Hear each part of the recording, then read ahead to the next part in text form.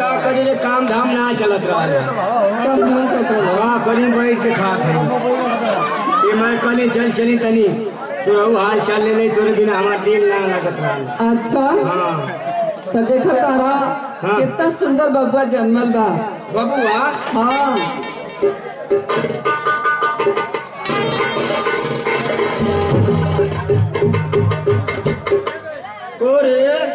का हो ई बबुआ कहाँ थे रे? ई बबुआ कहाँ से? हाँ ए भगवान ई तोहरे ना बबुआ बा। हमार बबुआ भाई का? अरे बाबू करे का महीने में बबुआ होला तो हमको बताओ तो को महीना में होला? का महीने में होला? तारा के नहीं क्या मालूम कि का महीना में होला? हमारा के पता है। हाँ अरे हमार तो 3 महीना बियाह भइले भयल है इतने 3 महीने में लड़का कहाँ से आगल? ओ लगा थी नहीं हरवा से लेके आए बक्सावा बन के बक्सावा में रख के नहीं तो कैसे भाई 3 महीना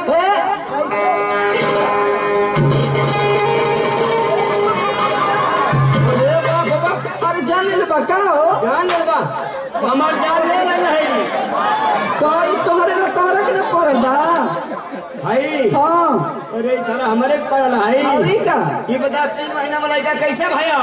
कैसे भयो? 3 महीने में बियाह अब हमारे भल 3 महीना भी हवा तब वो 6 महीना में अरे 3 महीना का बबुआ बा 9 महीना हो गई। पागल भाई है हम अपन खरी जोड़ो अरे 3 महीना रुक एक फैसला प्रधानवा करी तो बोलाई प्रधान जी के हुए फैसला करी। प्रधानवा बोला हाँ प्रधान जी के बोलाई। ए प्रधानवा अरे मर्दा जिता दे जाता पड़ा पे हिसाब रहता। अरे प्रधान जी नमस्कार। नमस्कार भाई नमस्कार। कब अले हो? खुश रहो। हाँ तो हरा साथे हरा मारी भी तो का बात है? काहे में रोज भाई मारत है? हाँ काहे मारत है? का बात है? ई बता पर चुप अपन लोला बंद कर। हमको कहे था प्रधान जी से बोला मारू अब बता का बात है? बताओ गुरु हमसे बताओ फैसला कर। एक 3 इंच घिसरा जाएगी अब।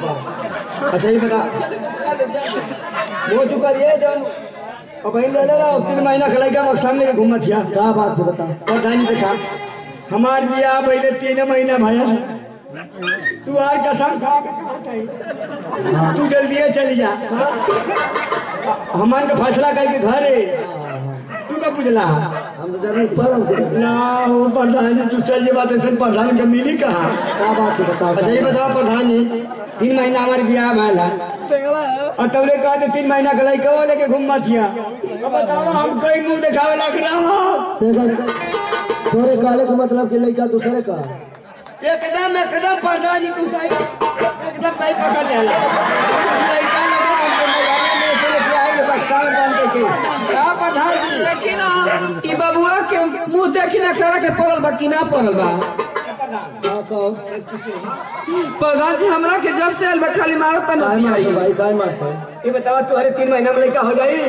अब हम फैसला कर देते काहे में घबरा लगा? तुम्हारे हो जाए बतावा नहीं 3 महीने में होई तुम्हारे नहीं ये करे कैसे भाई तुम्हारे ना होई था कैसे भला फैसला का के जाई बात तो है बहन जी। ए प्रधान जी के गाड़ी दिहल जाला जी प्रेम से प्रधान जी।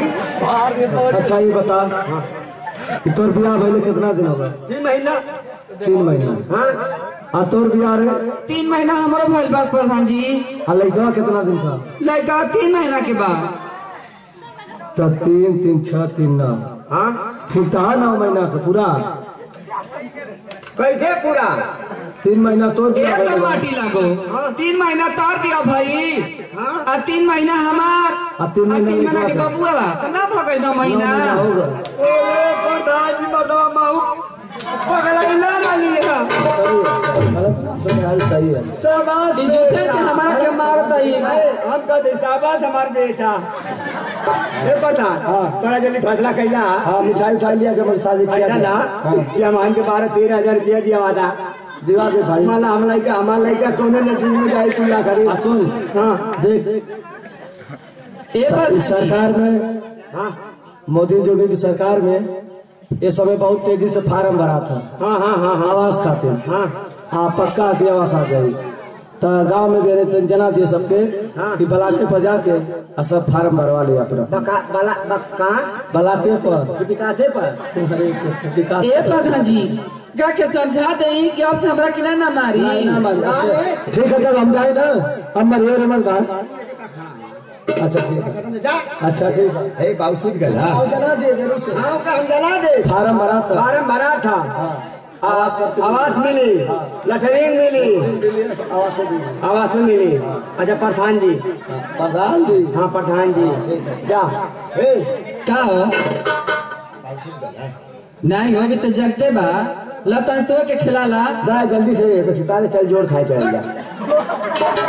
अरे हम भरी अंडे बंदे बात करे दे मारने को खिला ले। हेलो करे ले का बना आवा ओ लाल आवा आवा ओ 3 महीना में पैदा आई लाल एक नाम कर खिले अमीश पुरी ना हो हाँ गोविंदा अरे गरीब आई के गोविंदा एक गाड़ी में बोले का ठीक है वो सुना दे लड़का ते रोवा था को ए राजा अब चल जा हमनी के चला लड़का के जल्दी से के यूरिया और खिया सयान के दूध एक संग के यूरिया खेते अरे धान के ऊपर बढ़ेला तीना बढ़ जाई खान दे निया ला के चला बजावा आके जल्दी सुता दे।